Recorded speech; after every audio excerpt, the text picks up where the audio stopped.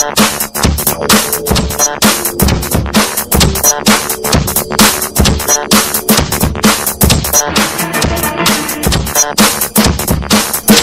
tal? ¿Cómo le va? Me da mucho gusto saludarles en esta emisión Sociedad Transparente, transmitiendo para usted, como siempre, las voces autorizadas en cuanto a temas de transparencia, rendición de cuentas y cultura de la legalidad se refiere. En esta ocasión, en este programa de la Comisión para el Acceso a la Información Pública y Protección de Datos Personales, queremos compartir con usted la participación que tuvo en el marco del 7º Congreso Nacional de la Red de Organismos Públicos Autónomos una mujer destacada, investigadora del CIRE, Ana Laura Magaloni, quien se refiere a la importancia que tienen los ministerios públicos independientes del poder político, pero también la importancia de valorar y de poner en una balanza los derechos de las víctimas, pero también los derechos de los delincuentes. Esta es la participación de Ana Laura Magaloni.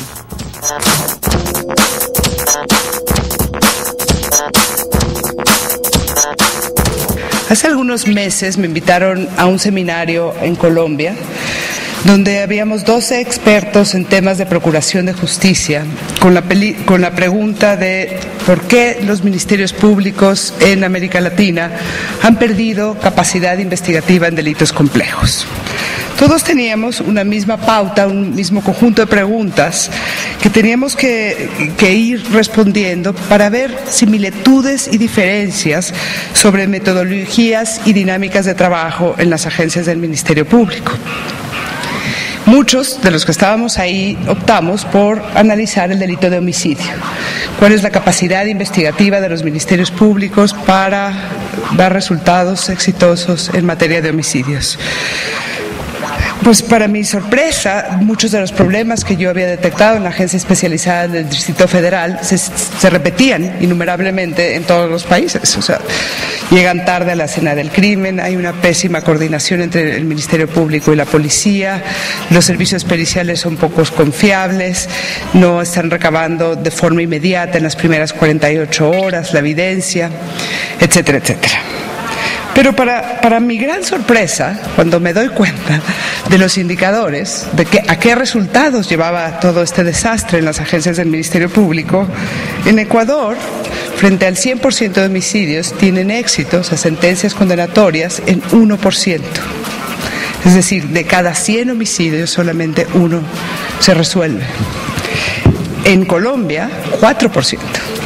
De cada 100 homicidios, solo 4 se resuelven. En Brasil, 20%. En México, Distrito Federal, 40%. Ups, pensé, ¿estamos bien? ¿Qué significa este 40%? ¿De qué está hecho este número? ¿Cómo es posible que teniendo problemas tan similares nosotros tengamos una efectividad tan alta? A mi mente vinieron inmediatamente casos que todos conocemos, como el de Antonio Zúñiga, de presunto culpable, o de Sergio Dorantes, y los miles de expedientes que por mi labor profesional he tenido que leer, donde realmente siempre tengo la duda. No me queda claro quién es culpable, quién es inocente dentro de este procedimiento. Para mis colegas de América Latina estaba claro. Me decían, a México le falta dar una batalla previa. Le falta dar la batalla por la justicia. Es una batalla por la calidad del juicio, por la calidad de la evidencia, de los argumentos, de la historia, por la capacidad de hacer creíbles las instituciones y la forma de determinar quién es culpable e inocente. Desde entonces ha venido a mi mente como una especie de mantra que se repite una y otra vez. México no ha dado la batalla por la justicia. ¿En qué consiste esta batalla? ¿De qué están hechas nuestras resistencias? ¿Cómo entendemos la justicia en un país con tantas historias de terror, con tantos homicidios, desaparecidos, decapitados? ¿Por dónde empezar? Quiero utilizar este espacio para señalar algunos de los que creo que son algunos de los componentes centrales de esta batalla por la justicia. Lo primero que me gustaría decir es que la batalla por la justicia se contrapone con el discurso maniqueo y vengativo que ha caracterizado a nuestra sangrienta guerra contra el crimen organizado. En el paradigma vigente, que ha echado raíces en el imaginario colectivo, la sociedad mexicana se organiza y se divide en dos bandos: las víctimas contra los victimarios, los buenos contra los malos, los seres inhumanos, perversos y crueles versus los seres humanos, pacíficos y asustados. El objetivo de todo esto es deshumanizar al delincuente, hacerlo completamente distinto a nosotros, pero no solamente distinto, sino inferior. No hay posibilidad de sentir compasión o empatía. Ello le da al Estado una especie de cheque en blanco para detener, arraigar, torturar y matar si es necesario. Esto es una estrategia de guerra. Lo que exigimos es venganza, que paguen por lo que han hecho. No queremos justicia.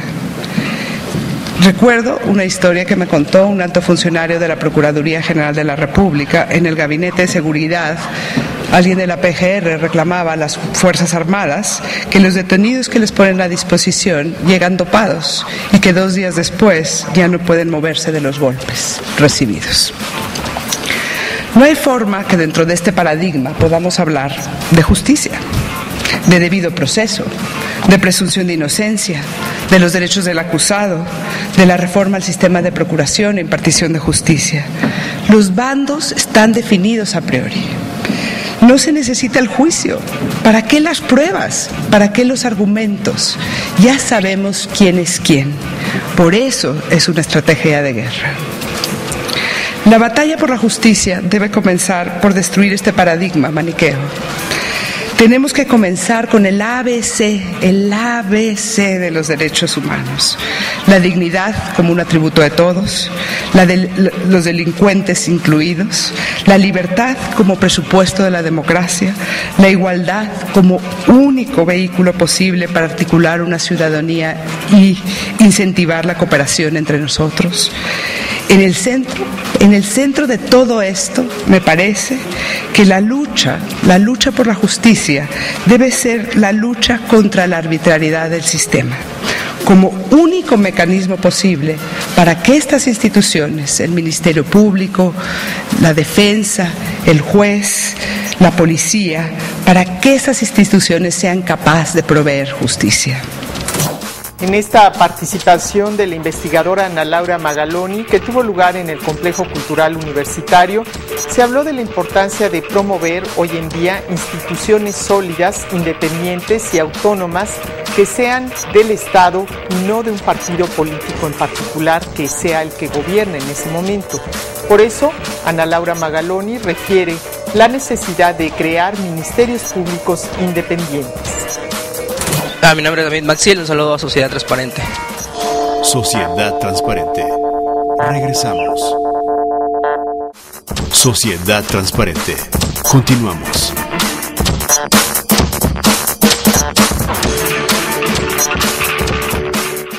Al hacer una amplia reflexión del sistema de justicia en nuestro país, Ana Laura Magaloni refiere la necesidad de desmontar de raíz aquellos viejos vicios que vienen en el sistema penal y en el sistema de impartición de justicia en nuestro país.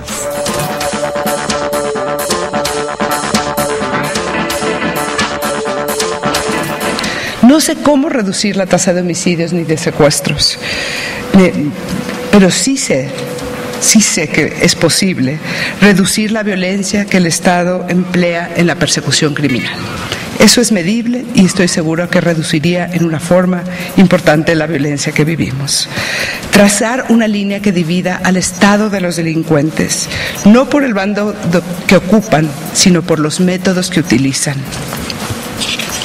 Para el Estado, es decir, los policías, los ministerios públicos, el juez, ellos son aplicadores de la ley. Sus herramientas son las pruebas, los argumentos, las razones. Estos son los únicos basamentos sobre los que pueden construir su legitimidad y la confianza ciudadana. ¿En qué consiste la batalla por la justicia? Bueno, yo la resumo así. Desmontemos cada uno de los asideros del sistema de persecución criminal autoritario. Esa debería de ser la brújula. Y ahí me gustaría hacer una pausa y contarles algo de lo que ha sido mi trabajo de campo en agencias del Ministerio Público y en juzgados. Cuando yo llego a una agencia del Ministerio Público, paso mucho tiempo observando qué pasa dentro de las agencias. Entrevisto víctimas, entrevisto acusados, entrevisto policías, ministerios públicos. Y un día me di cuenta que era muy extraño entrar a ese lugar y darme cuenta que todo estaba de cabeza, que realmente nada de lo que pasaba ahí adentro hacía mucho sentido y que quizá esa era la pregunta más importante de la investigación, porque todos actúan como si esto hiciera sentido y en realidad esto es una locura, esto no le sirve a nadie. Y yo ahí es donde pensé que algo se me había escapado. Y empecé a hacer estudios sobre para qué sirvió el sistema de persecución criminal durante los años del autoritarismo. Mi hipótesis es que lo que vemos hoy en las agencias es reflejo de esa historia. Son burocracias que han mantenido sus inercias, sus formas de operar, sus métodos de trabajo en contextos políticos y sociales completamente distintos. Entonces, ¿cuál es la historia de este sistema de persecución criminal? Este sistema no se creó ni fue diseñado para servir al ciudadano.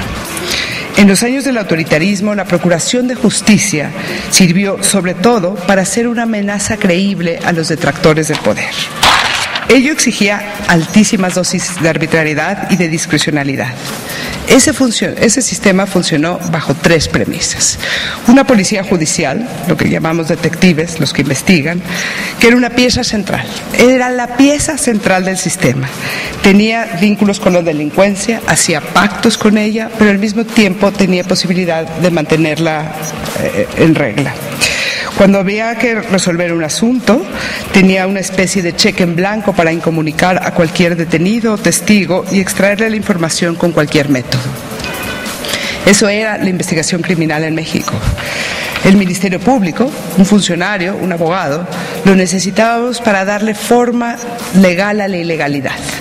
Y entonces se dedicaban a construir un expediente lleno de papeles, de diligencias, de peritajes, de declaraciones, todas realmente irrelevantes, pero que pretendían aparentar que se había investigado profesionalmente o legalmente el crimen. Y finalmente el papel del juez era cerrar los ojos a la arbitrariedad. Se dedicaba a ratificar cualquier acusación y, por supuesto, no podía hacer otra cosa si quería mantener su puesto. Este sistema operó con 2 presupuestos: una enorme centralización del poder y una baja incidencia delictiva. Años después, estas 2 condiciones desaparecieron y hoy hay una alta incidencia delictiva y una bajísima centralización del poder. Y con esas características, ese viejo policía que mantenía vínculos con la delincuencia, pero que al mismo tiempo mantenía disciplina con el procurador y podía mantener ciertos acuerdos con la delincuencia, hoy opera en forma autónoma. No hay mercado ilegal, por lo menos que yo conozca en la Ciudad de México o en el Estado de México, que no tenga al mando o cooperación de algún policía judicial. Los policías judiciales siguen administrando los mercados ilegales, pero ya no le obedecen al procurador. El mercado de la impunidad se balcanizó y por eso se abarató, se hizo más fácil, digamos. El Ministerio Público, ese Ministerio Público que se dedicaba a anexar diligencias, continúa anexando diligencias. Ese es su trabajo. Si yo entrevistas a un Ministerio Público, le dices ¿cuál es tu trabajo? Integrar las diligencias a la averiguación previa. ¿Qué se trata de eso? Pues integrar un conjunto de pruebas que consideran que deben de tener todo tipo de robos o todo tipo de homicidios. Es como un catálogo fijo que hacen un checklist y las van solicitando y las van anexando. Nunca es construir una historia del caso, mucho menos es dar argumentos y pruebas, es armar un expediente. Y al juez, hasta la fecha, le cuesta muchísimo trabajo poder establecer algún límite a la policía o al Ministerio Público. La tasa de sentencias condenatorias en México es del 85%. O sea, es muy fácil, muy difícil que a través de un juez un acusado pueda salir libre. El método de trabajo sigue siendo la arbitrariedad. La arbitrariedad es el eje cuando uno entra a una agencia del Ministerio Público. En el viejo sistema, como ya dije, el Ministerio Público inventó esta cosa de anexar diligencias para ocultar la arbitrariedad. Yo creo que ahora la arbitrariedad es porque no ha desarrollado métodos profesionales de investigaciones robustas y necesita incomunicar a los detenidos para tener mediana capacidad de consignar un asunto. Vamos a hacer una pausa y le invitamos a que siga con nosotros en Sociedad Transparente. Recuerden nuestra página de internet www.caip.org.mx. Regresamos. Digo un saludo a toda la gente que está transparentando todo lo que está haciendo, y eso es bueno para que nos den a conocer en qué estamos gastando. Sociedad Transparente. Regresamos. Sociedad Transparente. Continuamos.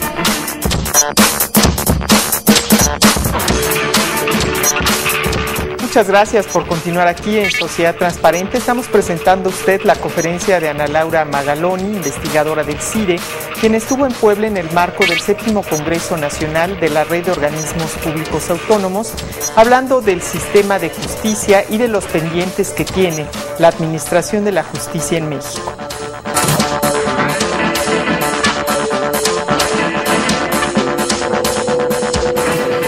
Una institución profesional tiene que mantenerse completa a gente ajena de la injerencia de los políticos. Eso es lo que la hace potente, eso es lo que te hace atraer a la mejor gente, eso es lo que genera entusiasmo y vigor en una institución. Si no es eso lo que atraes, es lo que tenemos. Pues primero que nada, yo creo que tenemos aquí que hacer un acuerdo político fundamental que no ha surgido, que es que saquen la mano del sistema los políticos. Si no sacan las manos del sistema los políticos, no vamos a tener la reforma que necesitamos. Y la segunda, y esa la he venido a entender un poco después, es que la Procuración de Justicia también es una pieza clave en la resolución de conflictos civiles por parte de la élite. Dado que la justicia civil tarda 4 años y tienes a un procurador que puede tener altas dosis de manipulación, muy rápido el incumplimiento de un contrato se convierte en un asunto penal. Y eso son millones de pesos. Bajo la amenaza de irte a la cárcel, posiblemente pagas más rápido que esperarte 4 años a la justicia civil. Y eso hace que tampoco haya una élite particularmente interesada en tener una procuraduría autónoma de los intereses económicos y sujeta, ¿no?, a posibles manipulaciones. Yo creo que la reforma al sistema de procuración e impartición de justicia es una reforma que tiene la capacidad de simbrar el sistema político. Rompe con privilegios, con viejos privilegios e importantísimos. Saber quién se va a la cárcel y quién no es un enorme poder. Y por eso, de ese tamaño, es el reto. La lucha por los derechos civiles casi siempre se detonan en los eslabones más débiles de la arquitectura social. El componente central de esta lucha casi siempre ha sido la lucha por la inclusión, por el verdadero pluralismo social, por la construcción de un suelo básico de igualdad entre ciudadanos. Yo sí veo en México a un grupo excluido, claramente excluido, frente al cual hay un sinnúmero de prejuicios y desprecio. Son los acusados, los detenidos, los internos que habitan las cárceles.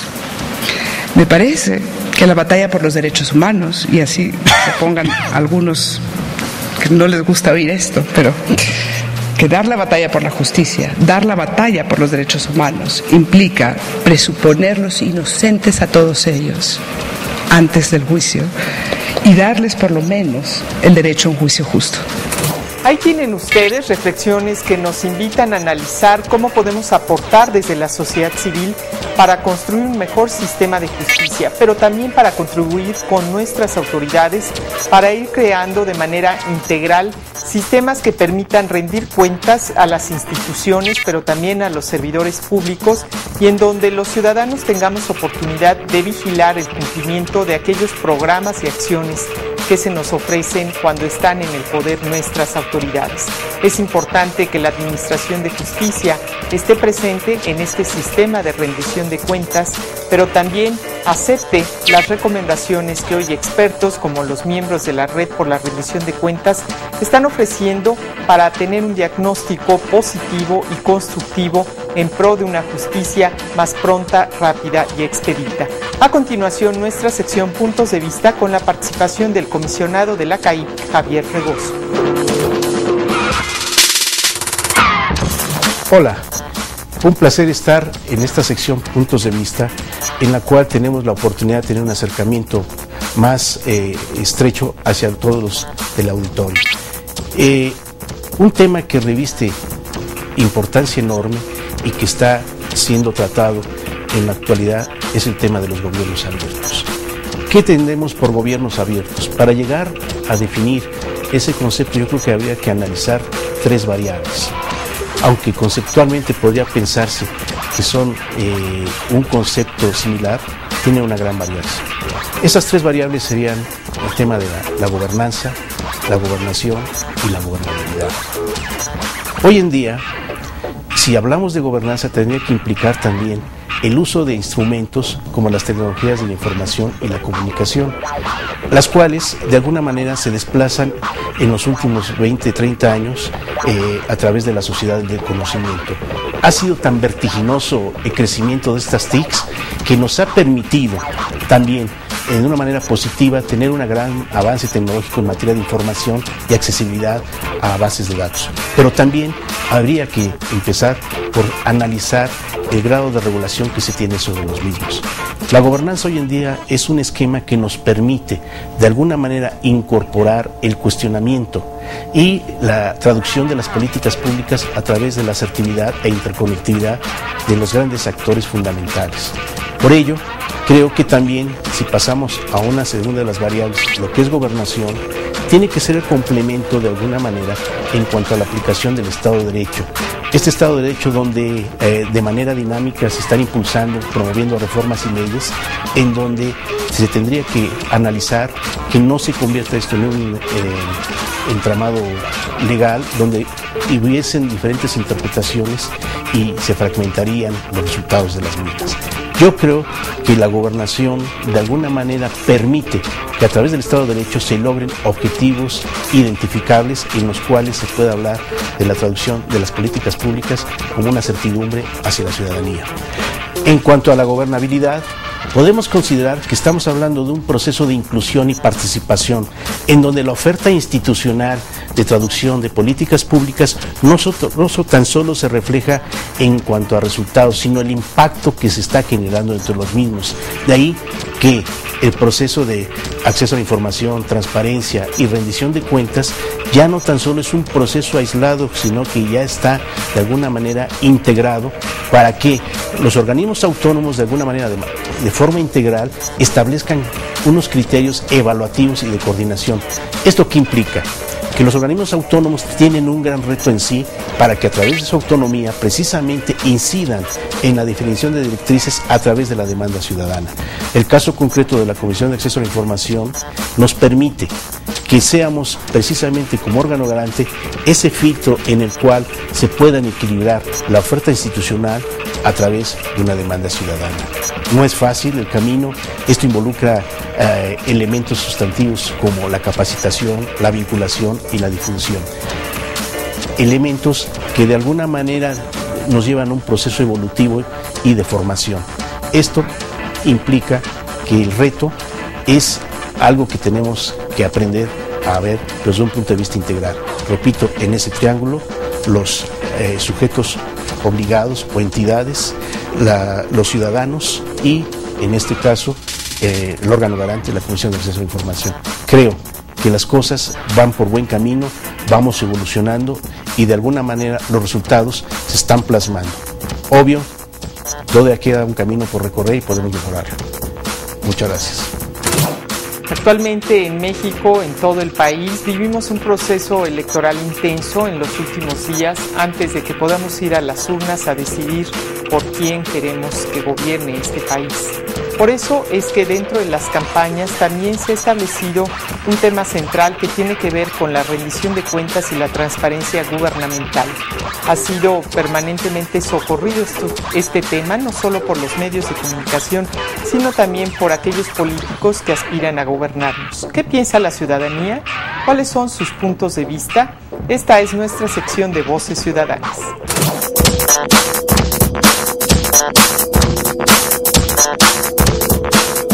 Hola, ¿qué tal? Soy Teresa Carmona y hoy vamos a ver el punto de vista de la gente en Voces Ciudadanas. Más que la seguridad de la ciudadanía, pues yo pienso que habría un poquito más de credibilidad, ¿no? Como que se traduce un poco más de crédito en las instituciones, ¿no? Según de las dependencias o cada asignación oficial que se le asigne, ¿no? Su transparencia. Bueno, la cuestión de la ratificación, pues yo considero que debe estar siempre bajo resguardo, ¿no? Oficial. Es un asunto pues bastante delicado, todos tenemos derecho a una confidencialidad y desde luego que sí tendría un poco de riesgo si se confía a otras entidades o a otras instancias, ¿no? Yo creo que se ha perdido la credibilidad en los organismos propiamente creados para la transparencia, acceso a la información. Yo creo que se limita mucho, ¿no? Se maneja y se manipula la información de acuerdo a los intereses, principalmente. Es como cualquier otro país latinoamericano, no en su totalidad, porque está la censura siempre, porque depende de qué gobierno de turno, la prensa dice lo que el gobierno de turno dice. Eso es acá y en cualquier país de Latinoamérica, hasta en Europa ahora creo. Yo pienso que sí, pero falta trabajar mucho más en la comunicación abierta y más que nada con los jóvenes. Hay mucha censura. He estado viendo, ahorita con estas cadenas, YouTube y el Facebook y todo eso, mucha gente se da a enterar de muchas cosas, pero aún así sigue habiendo, no todo el mundo tiene acceso a esos medios de comunicación y sí falta un poco de transparencia, yo siento. El mejor punto de vista, la mejor reflexión y la mejor aportación la tiene usted, que día a día construye en nuestra ciudad la oportunidad de crear un mejor futuro para nuestros hijos. Recuerde que la transparencia es la oportunidad de consolidar gobiernos más democráticos. Le invitamos a que siga esta sección y este espacio semana a semana, Sociedad Transparente en este canal, y que nos invite a participar con usted a través de los comentarios que nos pueda hacer en nuestra página de internet www.caip.org.mx o a nuestra línea telefónica 777-1122. Estamos para servirle. Muchas gracias y lo esperamos la próxima semana.